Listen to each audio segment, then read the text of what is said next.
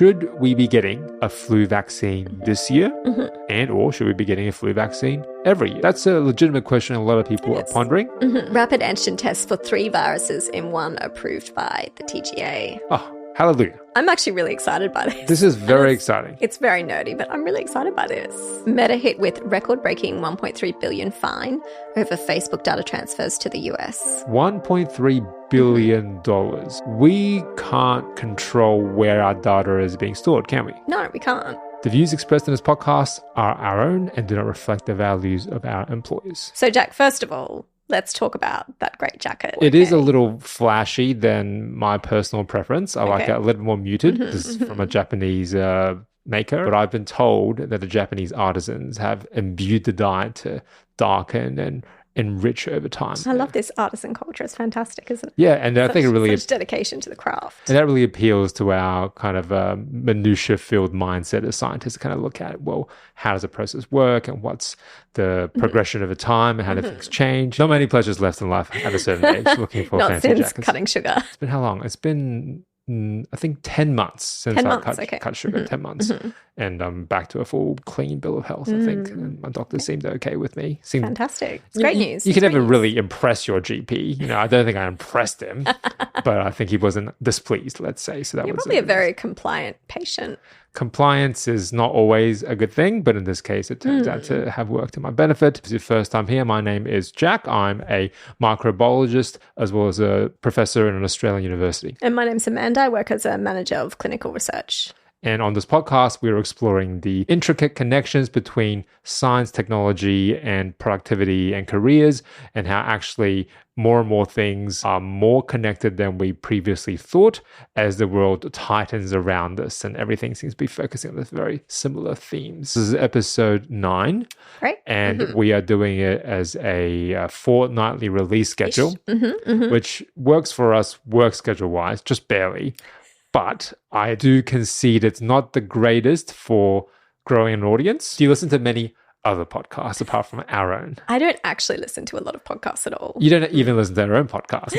No, you do the editing. Yeah, I listen to it, but yeah, I don't know how many people subscribe to podcasts, but if you do subscribe to podcasts, you're kind of looking for it in your feed. You know, you can, every Wednesday and Friday, the professional podcasters release like 3 episodes a week. We're doing one a fortnight. Okay, we're doing our best here. Season 1 will conclude with the next episode, although there may be a bonus episode we might release along the way. I didn't know about this. Okay. Yes, eventually would like to move to a weekly schedule. How we'll get there is to be determined. I'm not really sure how I'm going to make it work. What that will mean is we'll need to take a bit of a break between season 1 and 2 to have enough episodes in a backlog to meet that weekly delivery schedule right into your feeds. That's the aim overall. Hopefully we can manage it. It's ambitious. It is ambitious. Our respective jobs being pretty demanding. To do this podcast endeavor, we have to give it a chance of growing and being more consistent. And I have to try and get my hands on some Prime for next episode. Well, no luck. We might need that full season break to find it. It could be this time next year. We talk about many different news articles and see how these headlines inform public consciousness around science,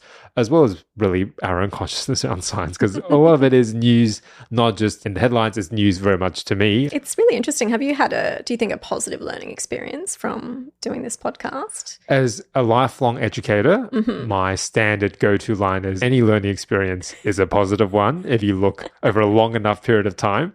Short term, I have to say, it's been very intellectually stimulating. So everything's kind of interesting if you dig enough, and everything is actually quite connected in way more ways than we thought. Yeah, definitely. I've actually had a couple of experiences where something that we've discussed on the podcast has been relevant in my day-to-day job, which has been really interesting. You wouldn't necessarily think so, but it's had some kind of connection. Idea of doing this as a fortnightly or weekly endeavor is that it's a virtuous cycle. The more we read, the more we will touch upon things we know a bit more about, because we've been doing that reading. We hope. In theory. Which brings us to the first segment of the podcast, The Connect, where we explore issues and headlines that we've already covered previously, but there's been a new development that has made headlines yet again. And the first article today is from The Conversation. The World Health Organization says we shouldn't bother with artificial sweeteners for weight loss or health. Is sugar better? On a previous episode of the podcast, we talked about the artificial sweetener erythritol. That's right. Which has been linked to increased risk of clotting. clotting specifically. So cardiovascular risk. Artificial sweeteners as a whole, not necessarily bad, but erythritol, which is a type of artificial sweetener, has been linked to blood clotting disorders. That's correct. Or an increased risk That's right. of blood clotting factors. And now the WHO on top of that has launched this finding, which is kind of like a meta-analysis where they looked across all the studies into artificial sweeteners to make a comment to say, look, is it a suitable replacement for weight loss or your health overall? And the systematic review here is quite interesting because what they did was they looked at very specific subsets of studies into artificial sweeteners and their effect on health, randomized controlled trials, prospective cohort studies, and case control studies. You're a manager of clinical research. Can you walk me through what these trials are supposed to represent very quickly? Very quickly. So randomized control is when you have a number of different groups and there's some kind of intervention that's happening, being treated or being given some kind of supplement versus a group that's not. And the participants are randomly assigned to the different groups. Hence, randomized That's control. right. I'm starting to get it. Okay, you can't teach an old dog new tricks. Prospective cohort studies, what is that? So that's when they're looking at a particular risk factor in a cohort or a group of people. And then you can make some kind of educated guesses, but you can't necessarily make a causal association. So, I mean, the big one here is when we talk about smoking and lung cancer, it's not really ethical to have people in a study smoke a bunch of cigarettes and see if down the track they develop lung cancer. It's more that you would study a cohort of people containing smokers and non-smokers and then look over time if they're more at risk of developing those particular cancers, for example. Can't say causally exactly, but we can make a very educated guess that there's likely a link between the things that we're investigating. So the groups are not randomized. That's right. You go into looking for these cohorts. You try and control for all the variables as best you can. That's right. And it can be difficult to do across a group of people. They're not the same. You'll have a number of different factors. And while you try and control for them all, you may not be able to control for everything, or there might be a particular variable or difference between the groups that you may not have accounted for. 10 out of 10. You've explained the first two really well. Case control studies, according to this article, another type of observational study that follows two groups of otherwise matched people aside from the risk factor of interest. The risk factor of interest here is artificial sweetener intake. Yes? That's right. So I guess a little bit more controlled than prospective cohort studies. Yeah, that's right. But I guess the downside is you probably don't have as many people on average in those cohorts because you have to hand select them and control for all of these different things. The only one out of these three types of studies that gives you a more causal connection between risk factor and health is the randomized control.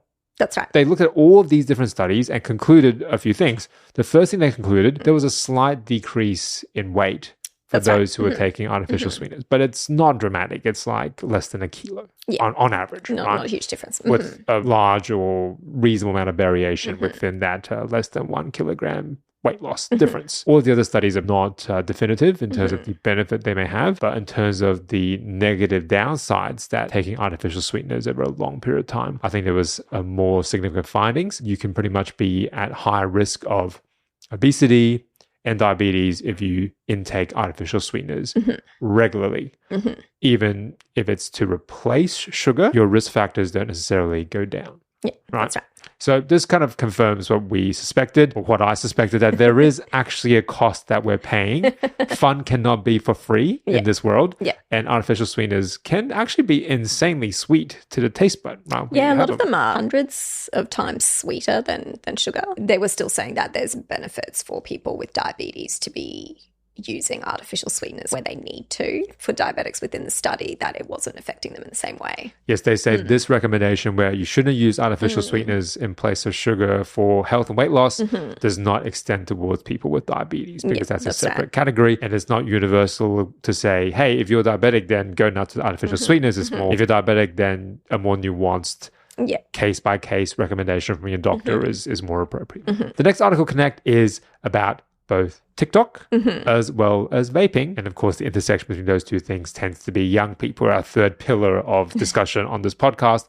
And the headline is again from The Conversation. TikTok promotes vaping as a fun, safe, and socially accepted pastime and omits the harms. When I see this headline, I am not surprised. I think the interesting part of this is that it represents a study that was done by a research group where they actually examined a lot of TikTok videos. That's right. Featuring these vaping behaviors. And I didn't even know this because I'm clearly not hip and happening. Except for your jacket, which is very cool. My jacket is the brightest and most vibrant part of me. And there are vaping tricks. Smoke rings. Or so they make different shapes with the smoke exhaling, which look kind of cool on video. Okay. And looking kind of cool is the litmus test for TikTok. If it looks kind of cool and it loops, I guess you can make the smoke patterns look like they're playing a rewind or something. I can see it when it loops, like maybe it'll like come in and out. And looks very visually alluring. Yeah. And then TikTok's algorithm isn't necessarily rewarding vaping. It's just, it looks cool. Keep promoting it. Young people watch it. Keep promoting it. And it just keeps them being fed into the algorithm. Like any algorithm, I think it's platform agnostic. If people are engaged by it or promote it, indirect consequence of that is it really emphasizes all the videos that make vaping seem glamorous and fun. And the downer videos that talk about how bad vaping is. Let me guess, they weren't popular. They weren't popular. If it was like a doctor giving you a stern talking to, I don't know about these videos. Or maybe just like us, not as watchable. Two scientists complaining about young people vaping. The algorithm hates us already. How is this not cool? Two scientists talking about the dangers of vaping. Well, I can tell you for a fact that specific video got no traction at all. So it's not hypothetical. Oh, you did a short clip on it, didn't you? Yeah, I've been making a lot of shorts based on the podcast. And how did it go? I don't want to curse us in case it somehow picks up traction later down the line. But we tend to get hundreds to thousands of views for video, not hundreds of thousands of views. Yes, right? Sure. I was watching a clip of a comedian. He was saying like, oh, well, my TikTok's only getting a couple of 100,000 views. And then something happened and I started getting 40 million views. A couple of 100,000 views for a TikTok.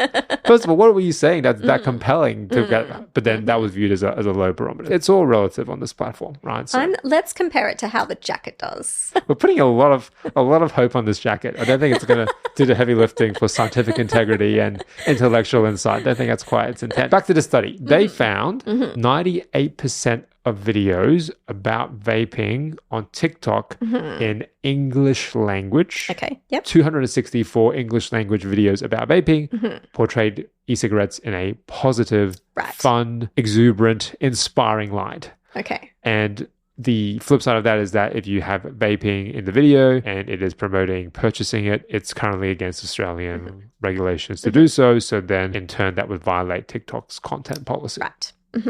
But they haven't been pulled down. Yeah. Regulating this is really hard. Why would they? Every platform has a difficulty with regulation. Even if they were fined, I doubt it would be a blip in the ocean. Yeah. And again, I'm sure these videos were very popular, but maybe not the most popular. And this is a very, very small slice of their overall pie. Okay. And brings us to our review of all the articles around the net in the next segment, The Circuit. And the first article is the one I consider leading this week with because it is a big news story, but maybe it isn't. And the maybe it isn't part I'll get to in a second. Meta hit with record-breaking $1.3 billion fine over Facebook data transfers to the US. $1.3 billion. I believe that's US dollars. I think it was 1.2 billion euro because this is a fine coming from the European Union. That's right. And the EU has very, very strict regulations around their privacy laws, don't they? 10 years in the making. Right? This is from 2013 or something. The initial inciting incident was Edward Snowden. Right. When he made his data leaks in 2013 about how the US surveillance program manages data of countries that it may or may not be allied with and uses that and incorporates it as part of its surveillance program for national security or other purposes. The EU is understandably quite uncomfortable with their citizens' data being stored in the US because if it's stored in the US, according to Edward Snowden, they're going to be able to, if not by default, request access to that data and do some deep dive on whether those citizens are guilty of certain crimes or are at risk of committing some kind of felony. They are able to do that kind of work and they do it routinely. The main sticking point here was that Meta or Facebook is one of the biggest platforms in the world. So it would have access to a huge amount of user data. Yes. And they were going back and forth trying to negotiate with the EU to say, look, we do need to store the data in the US, because our government has a certain legislation. If we're based in the US, then we have to comply with that legislation. If you are not going to let us do that, then we're going to pull our platform out of the EU and not let your users have the fun that is Meta, the exhilaration that is using Facebook. All right. A little facetious there. Even with a fine, it's not going to make much difference. Maybe not that big a deal, or maybe not that big a story. Unfortunately, I mean, it should be, but they're a huge company. 1.3 billion is a lot to most people, but to them it is a very, very small fraction, even as they continue laying off staff and their profits go down and up. But 1.3 billion isn't actually going to make that much difference to them, and assuming that they don't appeal and get a lot of that back and forth.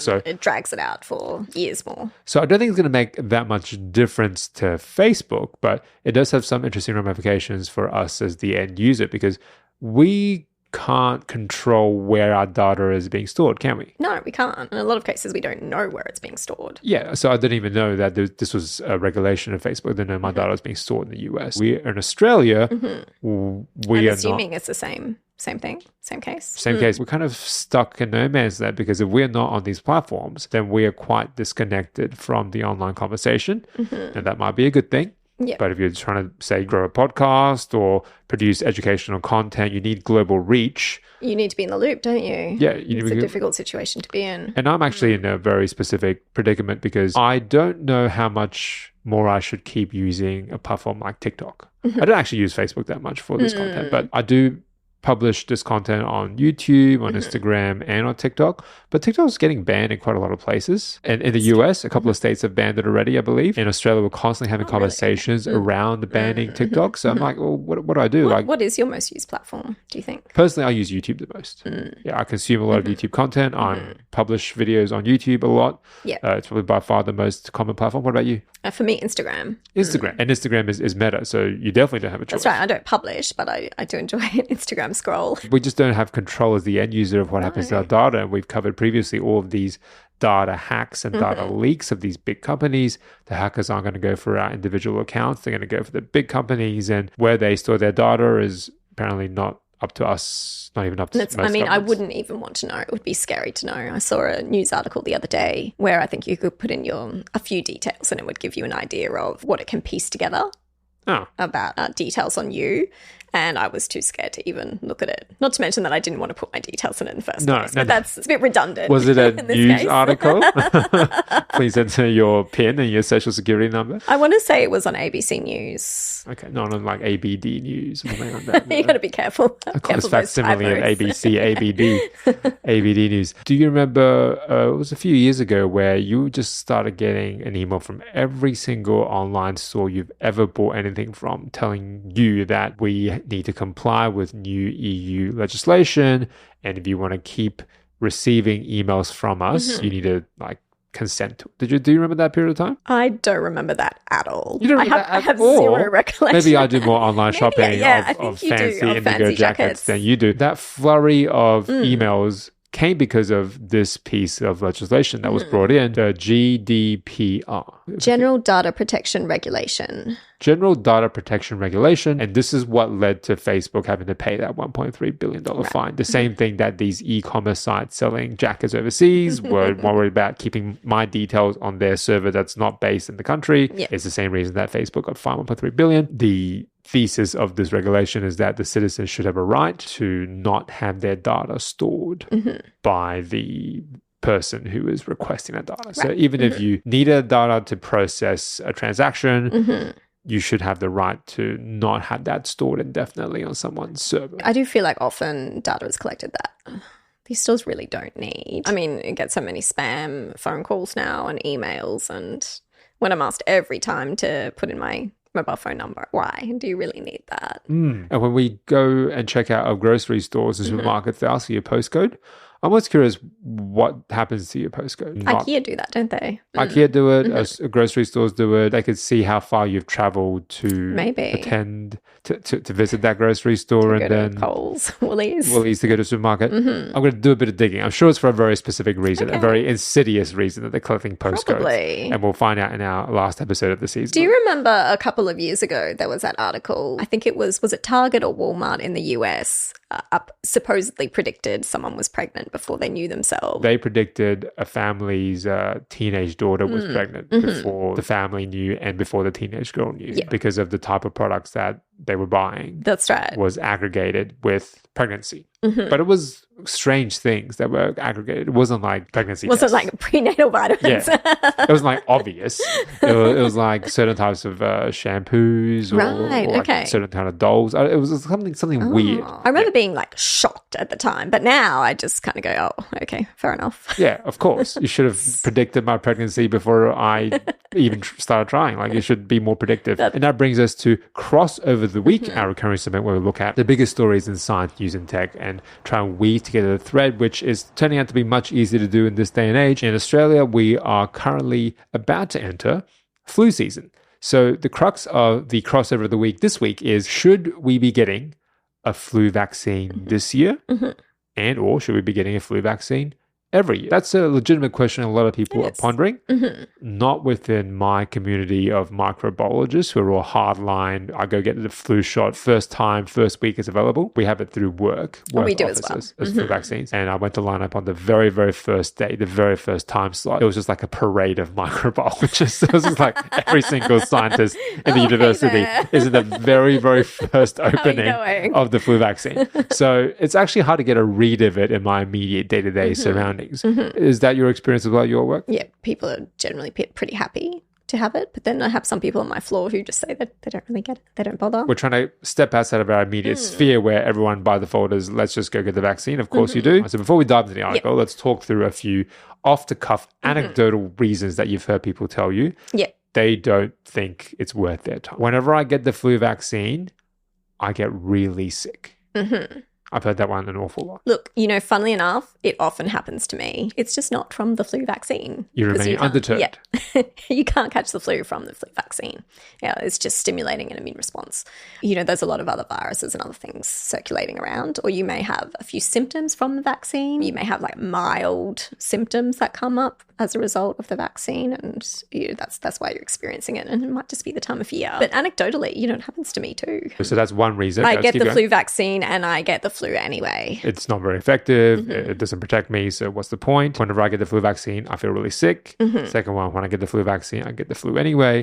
And the third one is, I got the flu vaccine last year. I don't know why I have to keep getting this vaccine every single year. Again, we're not trying to debunk these myths. We're not like Mythbusters or anything. No. I don't actually think Mythbusters is that productive for the scientific dialogue. The idea that there are so many myths out there that you can just very easily bust is not conducive to productive long-term dialogue about science. It's a bit of a violent show, wasn't it? They were always blowing things up. Well, it's amazing how many myths need to be physically busted. But yeah, there were a lot of things that were blowing up and explosions. Maybe that made for good TV. I guess it would. So I get the flu shot and I feel very sick. You've alluded to it earlier, but flu season is usually when people get the flu vaccine. That's right. And it's called flu season for a reason, but it's not just flu that is very dominant during flu season. It is the common cold, which is most commonly a rhinovirus, a different class of virus that the influenza virus vaccine does not protect against. It could also be RSV, respiratory syncytial virus, another very common respiratory tract infection, just as dire in terms of the symptoms as influenza. Very dangerous in particular for children. In many cases. So when you get a vaccine, your immune system is triggered to respond to what you've been vaccinated against, but maybe in turn it's a little run down anyway. It's very cold. And the other circulating viruses, the other circulating diseases, you may catch those with or without the vaccine.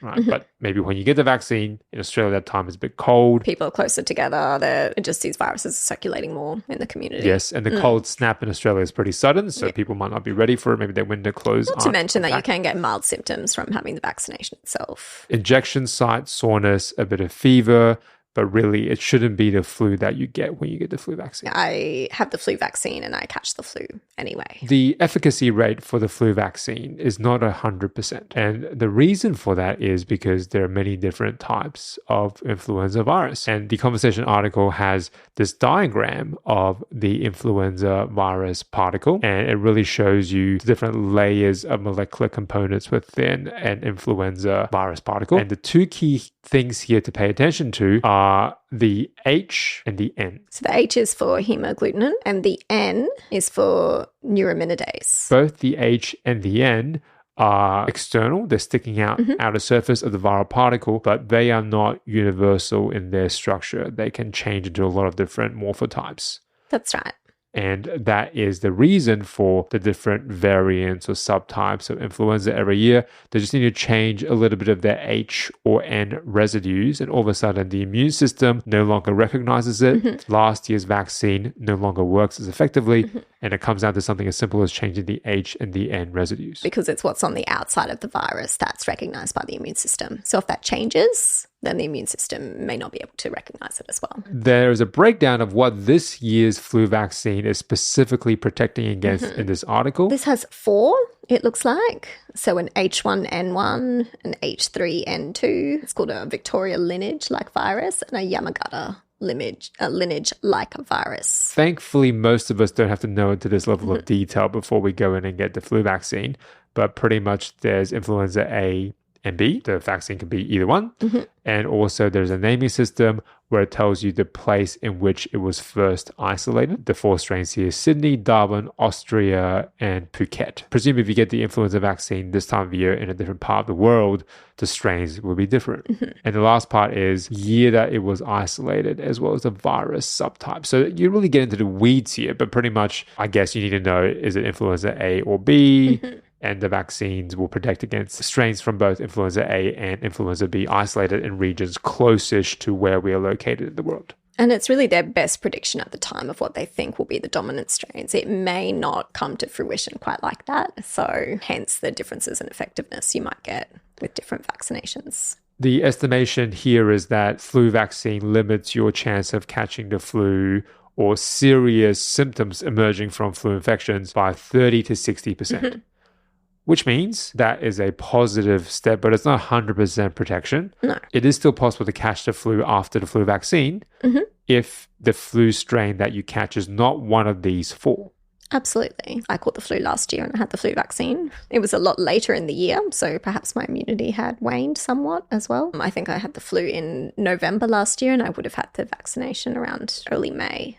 So quite a bit of time difference. Right. And its effectiveness does wear off over time as well. And the article does go through and answer a few more of these questions, which I encourage everyone to go and read. It is from The Conversation, the most common side effects and the amount of efficacy a flu vaccine can actually give you in terms of protection. And the best time to get your flu shot is when your immunity is going to peak. That's how you reverse calculate it. That's right. So in Australia, we hit our peak cold in about June. Late April, early May is kind of their recommendation to say, well, that's probably a good time to get the vaccine. And having that coverage over the cold season when it does tend to spread more, just often due to proximity of people to each other. Yes, your immunity does wane over time, and or the longer you wait, the more likely that the strain of influenza circulating is not going to be one of the 4 or 5 that's within that year's vaccine. That's right. But my thought on this is that, look, if I get the vaccine every single year, assuming I don't have any other risk factor that prevents me from getting the vaccine, I think there are people with like egg allergies and you have to get a different version of the vaccine that's egg-free, catering to older people with lower immunity, and you get an extra strong version of the flu vaccine. So all things equal, I'll try and get the vaccine every year,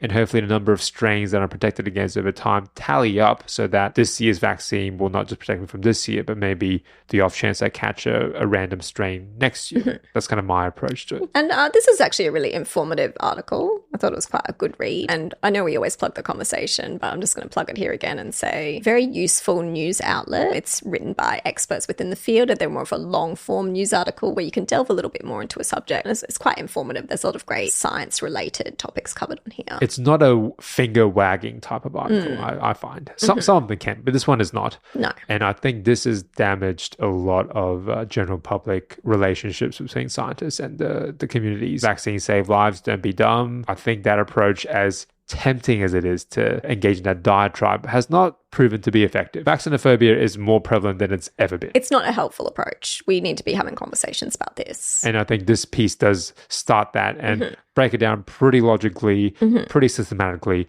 We are very much for vaccinations on this podcast, especially the flu vaccine. If I can avoid catching the influenza virus and go back to work much more quickly, I would take that option every single time. And it's about protecting the vulnerable members of our community as well and reducing the risk that we spread to them as well. And on that point of reducing risk, there is good news on the innovation front in terms of diagnostic testing. In Australia, the Therapeutic Goods Administration has just approved a RAT test, a Rapid Antigen Test, something that we're all too familiar with, a little white thing that you peel off in a case and then you drip a bit of your nose aspirate into it, and then a number of lines tells you if you've got nose pregnancy. No, it tells you if you've caught some kind of disease. And we're all too familiar with the RAT test. What is this new version of the RAT test going to do? Rapid antigen test for 3 viruses in one, approved by the TGA. Oh, hallelujah. I'm actually really excited by this. This is very exciting. It's very nerdy, but I'm really excited by this. The RAT test we're familiar with is the one that we did for COVID. Are there any other popular versions of RAT tests other than the one for COVID? Not really. I mean, I have heard talk about a flu and COVID test combined, but I don't know if that was available in Australia. The 3 viruses that are going to be in this triple RAT test is influenza A/B, COVID, Yep. as well as RSV. Okay, now RSV is the thing I'm most excited about because that is the one that you don't realize how bad it is until your bub has like pneumonia. Very, very dangerous virus potentially, especially in young children. So I think this is great. A lot of RSV hospitalizations. You think it's a common cold, you keep waiting, it never gets better. It transforms from an upper to a lower respiratory tract infection, more serious, and you lose weeks of health at a time. Being able to test yourself and know the potential severity of something that, it's not just a cold, it's important and potentially very practical and helpful health move here. 3 in 1. That's great. 3 in 1. I'm so excited. You know what? I wish they just swabbed every child at daycare before they went in, but that's me dreaming. They do like a quintuple RAT test for every child that goes through. It's not hard to get nasal aspirates from kids when they're dripping from their nose every single time. My trick to this is to cut that swab down because a very long skewer-like swab that comes with the kit is very scary looking to a child, but a smaller cotton tip appearing swab is a little bit less scary to my child. And also when they were first doing these tests at the testing clinics for COVID, they absolutely insisted on shoving that swab so far up. No, it's not going to work unless it's like literally at your brain stem. And I've done my own COVID test. It does not need to go that far in, okay? A composite result can just be a perfectly comfortable amount of nasal aggression. Gentle tickle. They were like, no. Unless I draw blood, I'm not doing my job properly. Blood can affect the accuracy of the test. Yeah. You don't want to do that. But then if you go as far as they want you to, it's a problem. Yeah. I do vividly remember one stage where I get a text message from my friends. I'm of a certain age where a lot of my friends and colleagues are having children. I'd received this text message with 2 lines on it. I knew it was either someone had COVID or they were pregnant. Or both. Or the pregnant and they have COVID. Or both, right? Yeah. And like, which one will it be today? It's a rat roulette. I'm clearly in a different demographic to you because no one sends me pictures of their ELISA tests. We do have ELISAs in our teaching laboratories. We do a lot of ELISAs, but no one takes pictures of them and circulates it on social media. Actually, I have seen on Twitter, I've got this much due, I've got to do this and do this by this time. And then also image of a rat test to kind of say, look, this is the cherry on top of the workload that's endemic in our workforce. So we're known for having a bit of a whinge every now and then. So don't ask for your assignment back. And all the struggles and tensions that are inherent within academia brings me to the last segment of today. Whose job is it anyway? Our recurring segment talking about employability and how we approach our different professional environments and how to develop transferable skills adaptable across any profession, because we never know if our days are going to be numbered in our current profession. And this article is around passive aggressiveness. Avoid these 5 phrases that make you sound passive aggressive. Here's how successful people communicate. Do you do these email faux pas? Before we look at the actual email faux pas, what are your pet peeves with email etiquette? Either you've done yourself and then realize later you shouldn't be doing it, and or other people do to you routinely. Without revealing your sources, any general email pet peeves that you have? As per my previous email. Oh, okay. So this is like bingo. We're going to see if any of these appear. Written that yourself to other people? No, as per my previous. I think it's a bit rude. A bit rude. None of it is outright rude. It's just a little hint of... It's hard because sometimes it is as per your previous email, and how else do you phrase that? Right. And sometimes people do take forever to get back to you. Yeah. I have to say, if I'm receiving that, then it's on me because I've made some kind of error. I'm not that offended by it. Okay, but there could be people who find that very offensive. It can be a bit passive aggressive. It's not my pet peeve, but a salutation of hey is many professors' number one pet peeve. This is horrible, and I never receive emails that start with hey. So you think this is horrible? Because I'm a bit mixed on it. A lot of these are coming from students, right? So students say, hey, professor, hey, Jack. It's very informal. I feel like hey is more informal than hi. If it said hi, Jack, or hi, professor, then I would find that much more polite. You're exactly the same vintage as many of the professors who are finding this offensive because hi is not offensive in the least. A hey is one bridge too far. I agree with them. How much more dignity do I have to lose before people start respecting me and start saying hi instead of hey? It's very common. It's a bit too familiar. Hey, so that's a very common. It's not my personal pet peeve. I've gotten used to it. Students do say hey all the time. I do educate them to say there is somehow an invisible rumpled line between hey and hi that we must hold in academia. We do not accept hey. We will begrudgingly be okay with hi. The general order for it for me would be to be very, very formal. Then once they respond, if they just sign off with their name, which I mean, they wouldn't sign off with their title usually, then that allows a bit more informal communication. Be like, dear professor, such and such, and then hi, first name in the response as you go back and forth. So I feel like this is a sort of unspoken etiquette in how to do it. And I have heard it's very different for international students coming to Australia because a lot of international students come from a culture where it's very hierarchical compared to Australia and they have to address their superiors as sir or madam and be very, very ultra polite. But in Australia, we find that very off-putting as superiors. The first thing we'll say is, don't call me professor, call me Jack. Yeah. We're very comfortable with first name basis. And when those ropes of etiquette start getting untangled, an international student doesn't know where it stops. Well, I'll tell you where it stops. It stops with hey.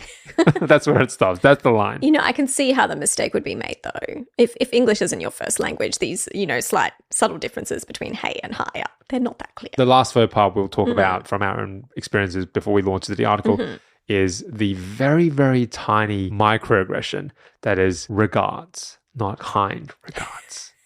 To really let them know you mean business. What's your sign off on an email usually? It is always kind regards. Right. I have it built into my email signature, so I never am tempted to be less formal or more formal. It's always kind regards. Mine is usually sincerely. A lot of people like to say cheers. What are we cheering to exactly? More work? It's not particularly cheery. To more work. Not a very cheery. And then a little dash and A for Amanda. Oh, you do A, really? A. The I'm a single busy letter person. A. Just have an auto signature, write your full name. Just how mysterious do you need to be? A. Well, the signature still goes on there, but yeah, so an A at the bottom and then my full email signature. I didn't know that about you. I'm going to judge you a little bit more carefully from this point on. Okay. Just sign off with A. Actually, I don't think I've received an email from you where you've signed off A. No. We're not that familiar, apparently. No, we're not. I'm not at that level of intimacy. I will address you as Professor in the first email to you. But hey, Professor. Hey, Professor. Not hi, Professor. These are the 5 email faux pas that they say are the most common. There's a bingo. You've ticked one per my last email. Yes, that is quite passive aggressive. So it's right there, right at the top. Yes, I don't think any of mine made the list. For future reference, it says the subtext of that is, let me correct your blatant mistake that you should have already known was wrong. I don't think that one's that rude. I don't really say it, but if I received that, I wouldn't be offended. Okay, but if you're going to include this in your future email for future reference, I'd be like, thanks for helping me out for next time. be a bit more cautious in writing this to superiors. They might think you are accusing them of not knowing something in time. Bumping this to the top of your inbox. Ooh, I've never seen that. I've never received that one. I don't need anything bumped in my inbox. No, inbox bumping. What it actually means, you're my boss. This is the 3rd time I've asked you. I need you to get this done. Like, I've never received that. I'm hoping I never do receive that. Nor will I be bumping anything to anyone's inboxes. Maybe we're in the minority. Okay. Please leave a comment down below or let us know if you are constantly having things bumped to the top of your inbox. Just to be sure we're on the same page. Just to be sure we're on the same page. Have you used that one before? I've received it, but maybe. I don't really use it. It says the implication here is, I'm going to cover my butt here and make sure that everyone who refers to this email in the future knows that I was right all along. The last one, going forward, ... and it actually means do not ever do that again. I'm not that offended by that either. I would use that, but it would be in the context of going forward, why don't we try, or let's do this. as more of a collaborative effort. Well, this has been flagged on a pretty big outlet as an email faux pas. So even if it's not an email faux pas in the past, now that it's been flagged and you use it, people might have read this article and say, oh, hold on. Hasn't Amanda read the most common email passive-aggressive faux pas article? She's so behind the times. I'm going to email her and say, for future reference, please refer to this article around email faux pas. Just to make sure we're on the same page. Per my last email, Amanda. Ooh. Going forward, I want you to make sure we're on the same page. But if you sign up with Jay, it'll be fine. I'm not going to sign up any email with Jay. No one is familiar. No one is so familiar that I'm going to give him a single initial, right? No one. I err on the side of probably a little bit too polite in my emails. Okay. I don't think good manners can do any harm. I agree. And often, you're asking for something, so why not be polite about it? What I will say though is that brevity is undervalued, because if you write a lot of text, that's not that polite either. You ask them to read it. So what I always do is I write the full email, and I'm also erring on the side of being more polite. I try and go back and cut out 30% of the email if I can. If I can still get that message across in 50 to 60% of the original text, that's the ultimate politeness, to not have to read as much. That's a very fair point. And I think sometimes I spend too long writing an email. So this article does not just raise a problem without a solution. It gives you a few concrete strategies to respond to these email situations. First one is, don't respond to messages or emails when you're angry or frustrated. If an email is triggering for you and you are getting consistently frustrated by the emails that you're receiving, not a great sign that you're in a particularly healthy work environment. Very true. You may not have a choice about that. You shouldn't actually be consistently angry and frustrated with every email that you're getting, right? If you are, then you might need to take a bit of a break or find a role that isn't so full of conflict. If you had no choice, let's say you were in conflict resolution and your emails were like about child safety, like every email you get is about another endangered child or another case of some kind of criminal act. Right, okay. When you get those emails and they listed those negative emotions, don't respond straight away. How long would you wait if you received an email that made you angry, which hopefully, again, is not every single email? 30 minutes. 30 minutes? Is that too long? That's not long at all. 30, you can calm down from your anger in 30 minutes. You're a very zen person. You're more zen than me. I'd walk away and have a cup of tea and then... I'll walk away and have a cup of tea. Yeah. Have a cup, and that's a 30-minute tea break. So I guess if you're getting a constant barrage of rude emails, there's a lot of tea breaks. I leave it overnight. If I have the capability to, I leave it overnight. If it were in the afternoon, then I think that's fair. I'd try and do it the same day. So if it came in the morning, and try and respond in the afternoon, late afternoon, maybe overnight. You have skipped ahead to the fourth strategy here, which is avoid digital ghosting. In that if you can respond to it within 60 seconds, then do so. The danger in that is that it's like you're on a messenger live chatting with them if they have more than one query. So my rule of thumb is I will respond to 2 or 3 back and forths in the moment, and then it's going to have to wait. Okay. That 60-second rule applies unless the same person emails me 3 times in that span. I've got to call it quits. I don't have time to be responding to one person's queries all the time. There's a lot of different things going on day to day for me, so I try and respond straight away where I can so I don't forget about it later. And then my other strategy is to mark something as unread if I don't have time then to respond to it, to make sure it keeps appearing in my inbox. The email client that I use, and most of us use, is Outlook. And Outlook, you can flag emails, little red flag. It has lost all meaning to me. I've so many flagged emails. I do not care if it's flagged or not. I don't care if it's urgent or not unless I see it in 60 seconds. Only barometer is, have I read it yet or not? So I do what you do as well. What if it has the little exclamation mark next to it? Oh, that's the urgent. That's the high priority. Yeah. But unless it is unread, it is of no consequence to me at this point, right? I get so many emails. Nothing to you. It means nothing to me. It barely raises a blip on my radar. But that's because I receive so many emails. If I get 10 a day, then I'll read everything. But I get like 150 a day sometimes, right? There's a few other strategies here, but the one I want to end on is this one. I think this is an important point that you have partially explained why you are quite zen, is that most of the faux pas didn't seem to offend you much. And it's because you assume good intent. You assume the sender is not passive aggressive or not trying to needle you. Not only will you be less likely to be constantly needing tea breaks to calm down from being angry, but it just makes your working life a little smoother. If you assume good intent, you're less likely to be passive aggressive in your response,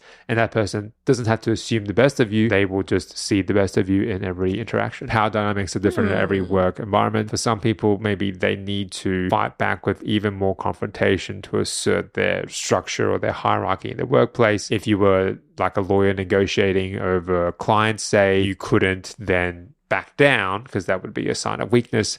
We are in a profession where the ego is of course, there, but it doesn't really help the cause. You can be super confident, but your experiment's still going to fail. Like the ego doesn't really help when it comes to that. In my job, I often need things from people, and it's a lot easier to get things when you're friendly. Again, you're showing your cards as to why you've been thriving or surviving in a professional environment. You're friendly, you have good intent, but it's different. Surviving. It's different for everyone. But I think no one enjoys receiving poorly thought out emails. And it all comes down to communication.